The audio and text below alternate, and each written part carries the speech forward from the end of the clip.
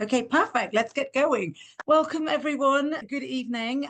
Welcome to our first Santalan webinar on style and personal branding. I'm Dalbir. I am the founder of Santalan, which is a 360 coaching and transformation program for women. Today, I'm so excited to be joined by our stylist, Becky Hall, and our amazing makeup artist, Tara Emily. So welcome, both of you. Hi, lovely to be here. Now, we're all doing this webinar for the first time, actually. So please excuse us if we make any mistakes. We're just getting used to how to do it. So tonight we're going to discuss style, personal branding, and how we can be empowered to express ourselves, build confidence, and make a lasting impact. But before we get into the topic of personal branding, let me tell you a little bit more about Santalan. It's a 360 holistic coaching program, and that helps women achieve balance and fulfillment in every aspect of their life. So we have 4 pillars, and we focus on career and business, like most coaching programs do, but we also focus on your health and being, personal brand, which is what we're discussing today, and of course, relationships. And we basically have this philosophy that unless all of those 4 pillars of your life are in equal balance, then life doesn't really work as well as you want it to. So that's what we really focus on. And we run retreats and 12-month programs where we actually invite you over to the retreat and we work on your life in a very bespoke way. And then over the period of 12 months, we help you to live out your best life. And our next retreat is in January. And if you want to learn more about it, it's www.santalan.com and you can learn more about it. That's that done. Let's get into the discussion and talk to our wonderful panelists. So Becky, tell us a little bit about yourself and your career. Hi, so nice to be here. I first started off actually at the BBC, where I was a stylist there and worked on a team. And that was great actually, because I actually learned to dress real women. It wasn't models, it wasn't very glamorous, but it was a real experience actually. And then I went on to do more editorial. But I think the biggest career learning for me was when I set up my clothing brand for children. I had 2 small girls. I didn't have any background in design or production or manufacturing, but and what I loved actually most of all was building the brand, which is not so different to personal branding in a personal way. I love the whole creativity. I loved learning about fabrics and obviously color. I've always loved all of that. So that was an amazing experience, actually. And then I sort of came around to personal styling and my consultancy after that. It was, I think, 2017 I set up, and it's been amazing, actually. I get to meet incredible women. I do have some male clients as well. But yeah, it's such an interesting job because they're all so different. Every person I deal with, it is a bespoke service. It is helping them to realize their personal brand, their style, how they want to dress, what their lifestyle is. And often it's when people come to me is when they have a change in their life. So either after children or whether it's moving from the city to the country. It's when people have given themselves to something else for a long time and then lose sight of who they are.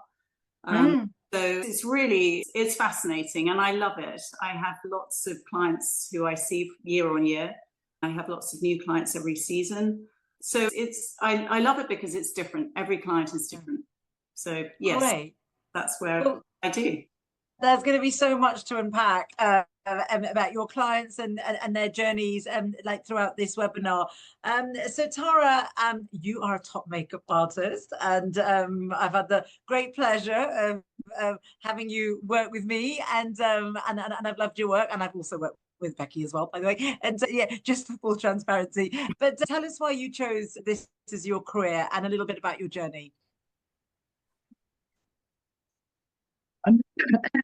I became a makeup artist because I started very young, and I was young, creative, and I didn't know where to channel it. I had an idea that I was going to be an artist of some kind, and I went to college and I studied art, and I imagined myself in the arts, and I wasn't quite sure what that was. But then also on the side, I spent a lot of time in Vogue, reading Vogue, watching, digesting culture and watching music videos. That was what I was doing in my spare time, and always dissecting looks and wanting to know how people looked like that, how people looked really cool or glamorous, or dissecting movies and creating characters. So I made the decision pretty young that I thought I was going to be a makeup artist and learn how. And it went from there. And I went to college and I built everything on my own. I started working really young. I built up my clientele. I worked in fashion and built my career through there. And over the years, it's just snowballed. I started to do like slightly bigger events and more high profile events. And then I was building up my private clientele through that. I've never fully pigeonholed myself, because I do view makeup as like a very malleable medium that you can use for so many different things. It's now mainly in TV, but still love to work with private clients. And over the years, obviously, I still love kind of beauty makeup as well as the character and fashion makeup too. So I have my own personal private clients that I still do. And it's, yeah, I've just built it from there really. And everything that I've learned over the years, I try and share as much as I can. And similar to Becky, launching my own product recommendation, because there's so much out there, so much to filter through. So stay tuned for that in terms of, private client one-on-one. And that's just a little bit about me. That's so exciting. Thank you for that. So let's start talking about personal branding. That's why we're here today. I think before we go any further, we should actually try and share what our understanding of personal branding is. I think I get a lot of people that say, I don't even actually know what it really means, because it seems as a sort of a phrase, or like it's a new concept. It feels like we've only started talking about personal brand probably in the last couple of years. I don't know whether you would agree with me on that. Yeah, it's not something so notice. I've only noticed it of late, actually, and I always assumed it was more for a business perspective, but actually it's everything. It's a full package, isn't it, of things. It's not just about your business life or your career. No, absolutely. I think, and I always think of how I could best explain it, but I think it's like bringing your inner values, everything that matters to you and everything that you care about, like what you stand for, your values and your purpose, I think, and bringing that into the outer world. And that could be in so many different formats. It could be like how you dress, how you talk, how you present yourself, either virtually, digitally, like physically or whatever. But it's trying to have an authentic presence. I always think that it's so you're not trying to be somebody, or you're not presenting yourself as somebody that you don't really believe in. And so I see it as it's a narrative that you control. It's your unique signature, and you can shape it. And there's so many different ways of doing it. I don't know what you think about that. I think it's a reflection of who you are and the environment you're in, maybe where you do work, or even if you're not working and you're maybe a stay-at-home mum, but that's maybe not what the thing that you want to reflect about yourself. You are your own individual person. So I think it's about what you're doing in your life, where you're at, and how you want to be seen. Yeah. What do you think, Tara? Yeah, I completely agree. I also do think there's something in the word branding that makes it maybe feel intimidating. Like when I hear the word personal branding, all of a sudden these questions of how do I want to be seen? Who am I? The bigger questions come up around that, where it's like, how am I being perceived? And like you said, whether you're working or wherever you are, what am I putting out there? And it's quite a big question sometimes, especially if you don't know, or if you feel that there's like a few elements to yourself that you might not necessarily know how to funnel. And it was a really interesting question, and it was something that I felt that even when you break it down, it's like, of course, it feels quite easy when you speak about it, but the initial term can feel a bit overwhelming, I think. Yeah, definitely. I think a lot of people are still a little bit confused about what it means. And I think that's one of the things at Santalan we want to do, is just help people to just unpack it in the way that kind of works for them, and it might be something very gentle. It might just be about like how they want to dress at work. It might be how they want to present themselves on LinkedIn. It might be how they want their social media profile to look. It doesn't have to be everything in one go. I think you can take it like step by step. And one thing I just like to say before we go any further, and to everyone that's listening in on this, we would love your questions. We're here to answer all of your questions. So if you have anything you'd like to ask us, please just type it in the chat, and we will definitely, in about 10 minutes or so, we'll get to the questions. But I would just say I was going to share a little story, my story about personal brand, because I think that I've struggled massively with this whole concept of personal brand. And I was thinking about it the other day, and I think what happened for me is I'd spent a lot of years working in fashion, but I was always behind the scenes. I was in a head office, I was always in senior roles, but never needing to be visible. And I think in the last couple of years, my roles changed and I needed to be much more visible. And I suddenly found I was really struggling, and I couldn't even submit a photograph of myself to anybody. I couldn't. People were always asking me for a picture, and I worked for Europe's biggest fashion online company at the time, and they would say things to me like, "Oh, we're doing a corporate video, we need you to be in it." And I would send somebody else along because I couldn't actually be in the video, which was crazy. And then when I came back to the UK and I was launching a sustainable fashion brand, we had this great PR company, and they'd always say, "Oh, we've got this newspaper wanting to write a feature on you, or this newspaper, we need a headshot." And we would lose opportunities because I couldn't create the headshot. And then last year, when I realized I was creating Santalan and one of the pillars was personal branding, I thought, I cannot try to encourage women to come on this journey if I'm not prepared to come on the journey myself. And that's when we did my photo shoot, my headshot shoot, and I say a shoot because I made it into such a huge thing, like in my head and physically. We did it in my house, and that's where Tara, we met, right? And Tara came to my house with the makeup. We had Amelia, a fantastic, she specializes in headshots. So anybody listening wants to have a headshot, I would really recommend Amelia Allen. She's superb. And you both came, and I remember even though you were both wonderful, I was traumatized for the whole day. I remember when you left, I had the largest glass of wine, right? Like a bucket, right? But since I've had that picture, since I've had all of those pictures, I everything has changed. And I realize how liberated I feel. Anybody says to me, "Oh, I need your picture for this," or "I need your picture for this," I'm like, "Here you go, here's a couple of pictures, take which one you want." I'm no longer bothered about it. And those pictures, of course, they look like I look like today, but I'm over it. So why I feel strongly about personal branding is if you were like me, trapped by the concept of your own personal brand, then actually if you deal with it, it can totally liberate you and give you so much freedom. And Tara, I know you were there with me that day, and I know I was like probably a complete nightmare, but tell me, like, how many women like that do you meet, and like where do you think it comes from?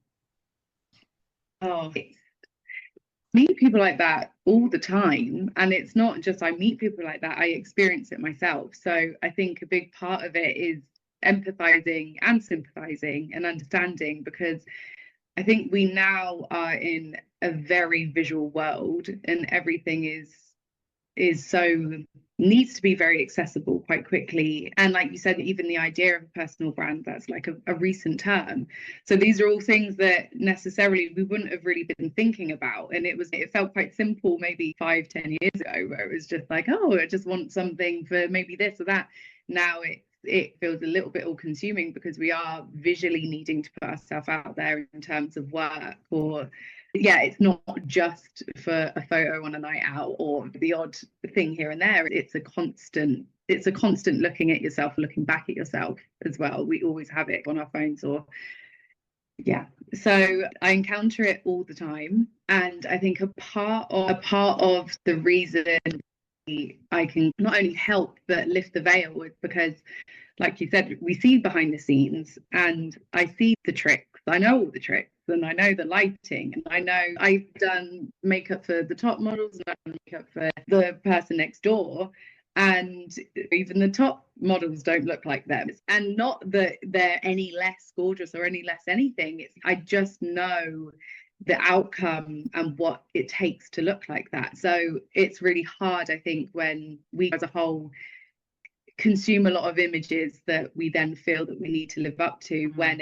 I feel like, I promise you, I've got the tricks, I promise you, we need to just do this and this, you will have that, we can get that. So I think a part of knowing that and that knowledge, I think, of my industry, I can put a lot of minds to rest. But at the same time, we do live in such a visual world, and that art of comparison, constant comparison, it's very real, and it is something that I think all of us, I don't think it's something to be poo-pooed either, and to be like, oh, it's fine, it's all tricks, it's all that. It is something, I think, to check in with yourself and to make sure that you're acknowledging that part of yourself and nurturing that as well. And yeah. So interesting. Sorry, Becky. I was going to say, it's so interesting that you said that you felt like that, and Tara, that you felt that, and I certainly have. I was completely paralyzed until I had to have my head shot for Santalan. I'd never, ever had anything done like it, and I was so fearful of it. And it's, you feel so judged, don't you? I think that's the thing. So to get help from coaches, from you, Tara, God, I'm desperate to know what your tips are.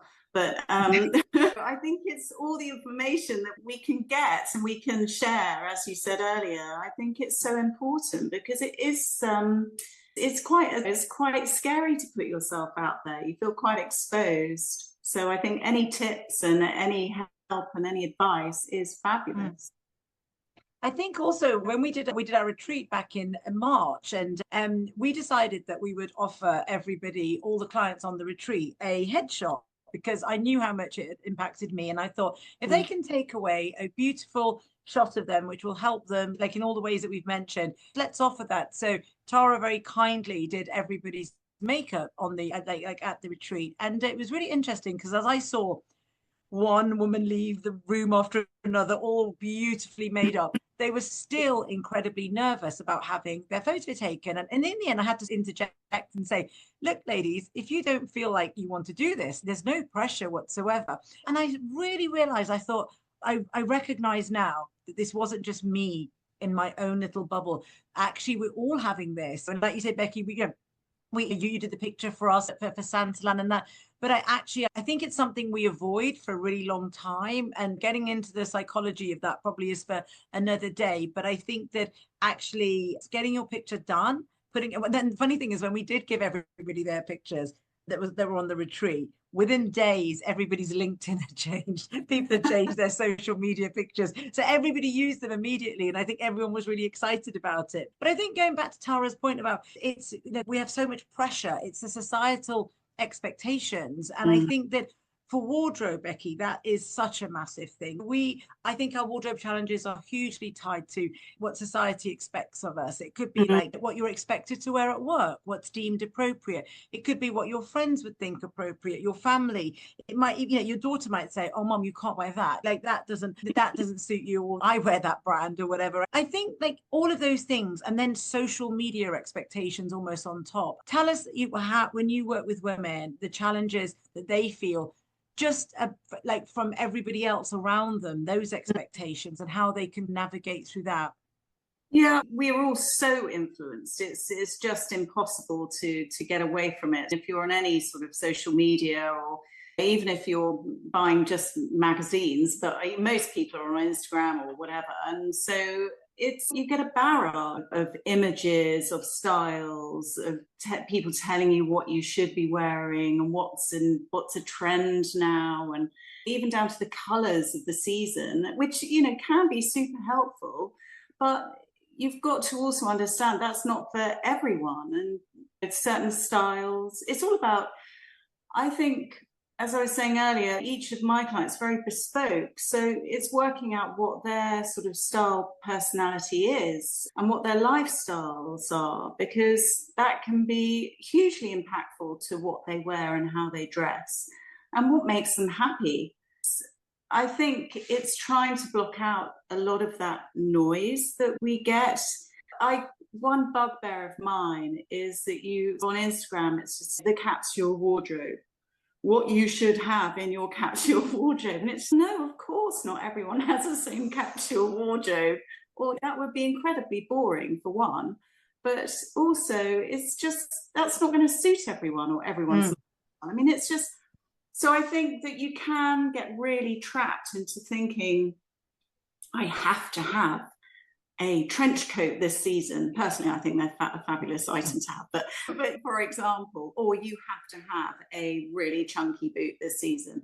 And it's, of course, you don't. There are a million options out there. And it's just working out what is good for you, what suits you, what do you love. If you have to put something on and really love it and get that joy from it, I think, as well. It's great to get inspiration from people. It's great to get inspiration from magazines. I get inspired by so many things. Travel is another. It's always so fascinating, isn't it, to see how people dress, and you do get inspired, but I think you have to work out what is right for you personally, to really hone in on what your personal style is and what you suit. Otherwise, you just end up with a whole wardrobe full of clothes that's a mishmash, and then people wonder why they only wear sort of the 20% of it. Actually, when I do someone's wardrobe, I can tell immediately when someone puts something on whether they love it or not. You can just tell in their facial expression, you know, how it fits, the color maybe. So it's trying to block out that noise and really focus on what you like and what you need. I think that the one thing that probably a lot of ladies that are listening to this today are probably thinking is that as much as we want to follow our own personal style, it's having the confidence to do that. I think that is hard, especially as we get older as well. I think in our 20s, we're very open to experimenting and showcasing our personal style. And I think that changes. And I think that sometimes people try it and then they experience self-doubt, and that's the worst thing, because then like self-doubt leads to that whole sort of self-sabotage, and that's for another webinar, like kind of thing. How do you when you're in your sessions, how do you give people the support and the encouragement that they should follow their own kind of like choices? Definitely from the outset, you've got to know what your body shape is, and you know, be realistic about that. And that's what I can help with. I know that people do have hang-ups about their bodies, and I get that. I totally get it. Everyone does. None of us are perfect. But it's working out what really works for your body shape and styles that suit you. So I can help with that. Sort of, for example, if someone's got a very short torso and longer legs, then wearing skirts is going to be really difficult. If you've got a box full of wide belts, that's just not going to work.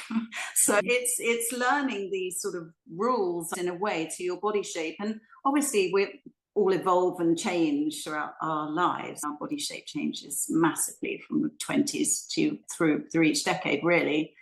So there's body shape, but there is also your style, personality, and working out what actually you love, which words describe, I suppose. There's a famous stylist called Alison Bornstein, and she's created these what 3 words, and it's a really brilliant thing to do, actually. And it's finding sort of adjectives that describe your personal styles. For me, I suppose it would be classic, and I like a bit of edge, but I also like being a little bit feminine. And so if you've got those 3 words, then I'm not then going to go and buy something that's really preppy, because that's just not me. And as much as I might like it on someone else, when I put it on, I'm not going to enjoy wearing it. So I think that really does help in clarifying which words describe your style. And then it makes shopping so much easier. Interesting. And I think that's super interesting. And I think the same point for you then, Tara. It's interesting. So on clothing, having an identity and a signature look is probably quite hard. But I think on beauty, it's almost the opposite. Like most of us have one makeup look, which we go from like the same makeup look for the gym or for a wedding. Like we literally do the same thing. That's me, right? Maybe there's some setting spray if I'm going to a wedding, like, but that's about as different as it gets. So it's funny, isn't it? Like how we're so like we repeat the same processes. Yeah, definitely. And I think with your style and your clothes, makeup is definitely a part of that, and you can add that into the style or the outfit. But for a day-to-day, for sure, it's very much you have a bit of a makeup uniform. I definitely have a makeup uniform. And I guess the positive in that is that you can change it with a few little things. It can be like you have your kind of basics that you know work for your skin tone. They are, again, unless you're going on holiday or unless you change your hair color, they are things that aren't changing. So the rules, as Becky was saying, you have slight style rules that you work on a body shape. You have makeup rules and color rules and texture that work on a skin tone, an eye color, a hair color, and a texture. So those rules will still be in place. So I do feel like if you find something and it's still working for you, you don't have to change it, even though everyone's saying add this or change it up or do this. It can be the change of one thing or something new that gets you excited, or a slightly new texture, or something a little bit glossy, or it can be a small change. But there is definitely a makeup uniform, and I go through stages of doing the same thing even though it's my job. I actually don't think about it for myself. I'm much better at looking at other people and analysing them, and then when it comes to me, you don't want to think about it. So again, I understand when you're going to work, you do a lot of the same things, but you definitely can have fun with it, which is the nice thing about makeup. It can be the easiest way to change a look really quickly and not permanent in any way. It doesn't have to come at a massive expense. If you don't like it, you just take it off. You can have fun in a slightly cheaper and less Yeah, way. That's so cool. Great. We've got some questions, so I think we should just interject with a couple of questions. So we had a question here from Mary. It's actually Mary Roder, somebody that I actually know from a long time ago, I think. So hello, Mary. And but she says that I struggle with putting myself out there. Do you have any more ideas for dipping your toe in to being seen if you are naturally rather an introvert? I think this is an amazing question, because actually so much of personal branding is, like we said, it's about you physically being out there or digitally being out there. And for so many of us, we are really struggling with that. I hate going to networking events or anything like that. I find those things really uncomfortable and totally, for me, completely inauthentic. I think that what I would say is, in terms of being seen, my advice is always like, start gently. I think that LinkedIn is a good place if you're in, and I know Mary is in the business sector like me. So I think LinkedIn is good. And often the advice I give to people is, don't worry, you don't need to start writing lengthy posts about all random topics. You can just start by liking a few posts or reposting, like just resharing or whatever. And LinkedIn starts realizing that this person is engaging with the platform, and then your profile becomes more visible. And then after time, you can just start writing a comment in, like whenever you see a post that you like, you can just, I agree with this, I think this is a great idea, or whatever. So it's really gentle, and then you can build yourself up to maybe actually posting something yourself. I think that is definitely a good way. I would say about networking events, my personal advice is, be careful. I think some of them are so big and so impersonal that actually they're quite intimidating, and they could have the wrong effect. I would encourage people more to do things that feel a bit more bespoke, a bit like, in terms of group size, quite small, where you could have proper meaningful conversations. And maybe it's like a supper club, or it's just a breakfast club, or it's a little get together. I don't know what your ideas, what you think, ladies. Yeah, Becky, I think it's doing things that make you feel a little bit confident, that if you are quite an introvert, I get that. I agree with you, Dalbir, that it can be really intimidating sometimes going to any events or whatever. You feel really at the forefront, don't you, of things, and you can't hide really. But I think as far as style goes, I would just suggest wearing something that you feel totally confident in, that you feel really happy in. We've all got certain things in our wardrobes that you just feel $1 million, and just wear that one piece that you know that you won't be conscious about what you're wearing, that you won't be shifting and pulling. And I would say just try, as far as your appearance, I would wear something you feel totally happy in. Tara, anything? No, yeah, absolutely. I definitely agree. And I feel like something that I go back to, because my job requires me to be out there. And again, like we were saying, in a very different way than I had to when I was starting out. So again, been very hard, and I naturally, people wouldn't believe it, I'm definitely naturally an introvert. I've trained myself at being an extrovert, and I think I've been in that training through work. And with that, I remember my why. So if it's like you want to put yourself out there, if it's online, if it's just in a social setting, why do you want to put yourself out there? What is your why? And in what ways? You rarely hold yourself back in just one area. It's sometimes, if it feels all consuming online, it's because there's something else as well in you, that you have a fear of being perceived or have a fear of whatever that seems like. So remember the goal, or even if it is a networking event and it feels a bit all consuming, like you said, try and make it small. But why do I want to go? Why do I want to speak to people? Why do I want to talk? And rather than thinking about the self, and I'm putting myself out there and it's going to be scrutinized, that's not the case at all. But also, when I have the why in my head, it keeps me going. And yeah. Great. Look, I've got another question as well, which is very interesting. So I think we should take this one too. I don't know who it's actually from, but it says, based on your experiences, what would you say were the initial actions that connected you to your personal brand? Coming from someone who is not sure what their professional development looks like for the next 10 years. So it's very interesting. So I would say for me, the initial actions that sort of connected me to my personal brand, I think it's probably just I think it was realizing that I was really holding myself back.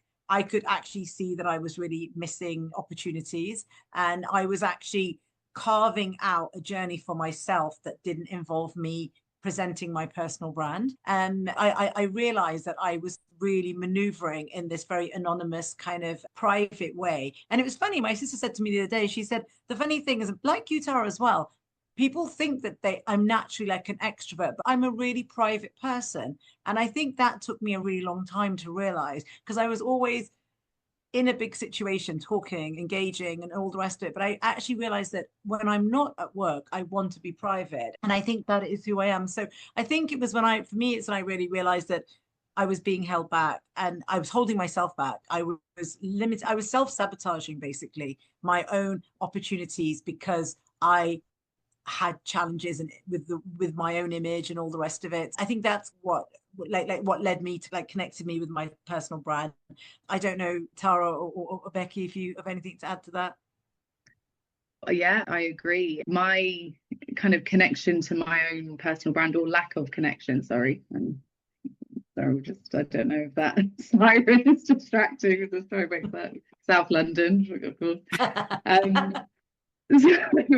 Yeah, I think I've noticed when I have had a lack of connection to how I am applying myself, maybe in life or to my career or to my relationships, or there is a direct effect to that, especially in work. I think a lot of my job is showing up and obviously doing the job well, but if you're not liked, you're probably not going to get hired. So there can be a lot of pressure as well, I think, that kind of comes with that. So I've had a lot of struggle with the connection to how I decide to put myself out there and in what space as well. And it can mean that I maybe have become a bit of a chameleon naturally, or maybe unnaturally, I'm not too sure, but it definitely is something that, like you said, that awakening, it does have a very direct effect on your career or your work or how you view yourself. And it's a constant work. It's not something that I still struggle with. I don't think I've got there, but I notice that when I give it some attention and really nurture that side of myself and how I'm putting myself out there, then the fruits are there. So I think that is the drive to keep in touch with it. Amazing. So look, we've got another question as well. So I think we'll just take this one as well. And now I can't actually, sorry, I just lost it for a second. Okay, it's about sustainability. Becky, maybe this is for you. I want to be sustainable, but my body size is changing and I need to buy new clothes. Any tip? I think that if that is the case and you don't want to maybe invest in clothes that you're unsure that you're going to fit into in a few months' time, then definitely pre-loved or vintage. It makes absolute sense to go down that route. And I personally love both of those. I'm an absolute vintage lover, and there's nothing greater than finding something that's unique and no one else is going to have. But so I would look at all the pre-loved stores. I mean, there's just so many now. We've got so much choice. It's incredible. But that's a great way to invest your money into those pieces. You can always then sell them on or give them away afterwards. And you can obviously spend a lot on pre-loved or on vintage. I think that you can limit your spends and not have to invest hugely. Yeah.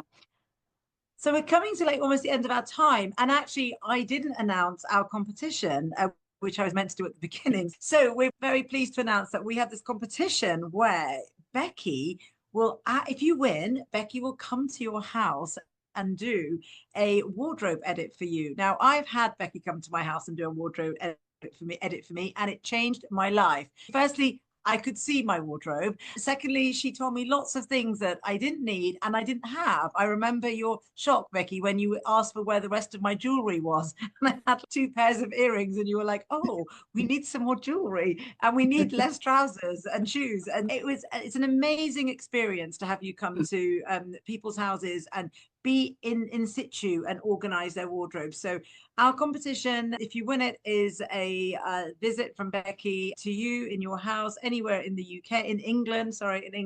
And so if you want to sign up for the competition, just go on to santalan.com and sign up for our newsletters, and on the next newsletter you will receive the link for the competition. Also, now on to giveaways. We're also doing a style PDF that Becky is producing, which is how to live your most stylish 2025. Please again sign up for the newsletter and we will be sending that PDF in the next couple of weeks. We're nearly at the end of our time. I think I'm just going to maybe end asking you both one question. Like, if somebody's like listening to this today and they have to think about one thing that maybe one thing they could do to get started on their personal branding journey, what would it be, Tara, from your side, do you think? I would say, it might sound a little bit, I would say focus on, it sounds a little bit ambiguous, but just focus on one thing. I think just focus on one thing. Don't think you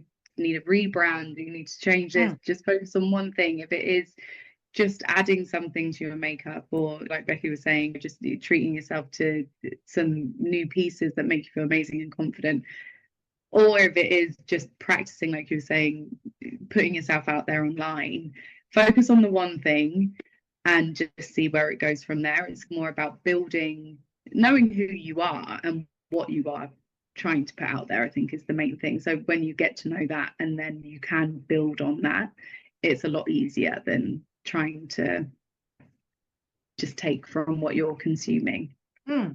Fantastic, thank you.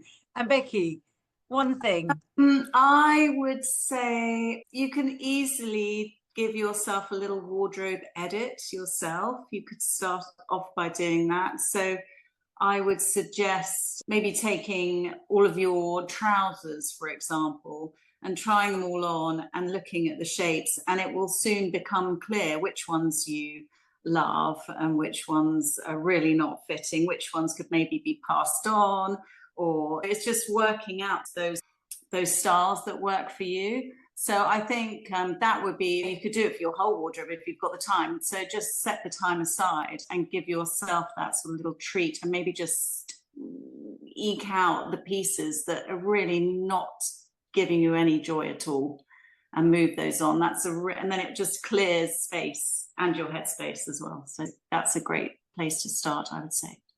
That's amazing. And oh my God, I can't believe we finished bang on time, which I never thought would happen with the 3 of us in a conversation, actually.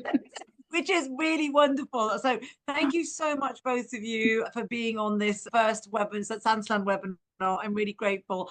And to everybody that joined us today, thank you so much for joining us. And remember, your style and your personal brand, they are your tools for empowerment. Use them to own your own story and to express your unique self. And we do another one. Thanks very much and bye. See you. Thanks so much. Thank you. Bye. Guys. Bye.